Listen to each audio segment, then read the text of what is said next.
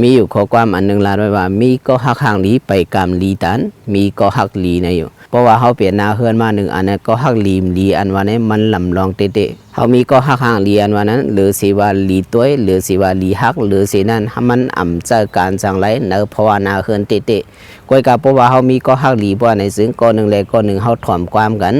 เขาซื้อโยต่อกันมือก้อนหนึ่งเฮ่อก็ก้อนหนึ่งหมอปั่นแห้งเสือมือก้อนหนึ่งเฮ่อก็ก้อนหนึ่งหมอซอยแถมมือว่าใจเขาสุกยุงก็หมอปั่นแห้งเสือกันก้อนหนึ่งเลยก้อนหนึ่งก็นอกเสือในกันเพราะในซึ่งนาเฮือนอันนั้นตีเป็นนาเฮือนอันซื้อมวลไรที่ในแคลาดว่าลองห้างลีแนมลำลองห้ามจะลำลองอยู่เหมือนกันก้อยกะอันลำลองเสือนั้นมันมีแต่นั่นก็เป็นลองลีอันเขามีต่อเฮานั้นจะว่าก็ฮักเขาแน่ห้างลีเสขาดเขาจะว่าก็ฮักเขาแน่ลีตัวกว่าขาดเขาจะว่าก็ฮักเขาแน่มันห้างลีเปี้ยงเปิ้นในเสกว่าขาดเขาในถูกลีเป็นเฮือนหนึ่งลังอันว่านั้นมันเอาลองลีต่อกันตีช้างไว้แล้วมันจะเอาลองห้างลีนั่นตีช้างลองห้างลีในเหมือนคาไกลาอยู่ดาเส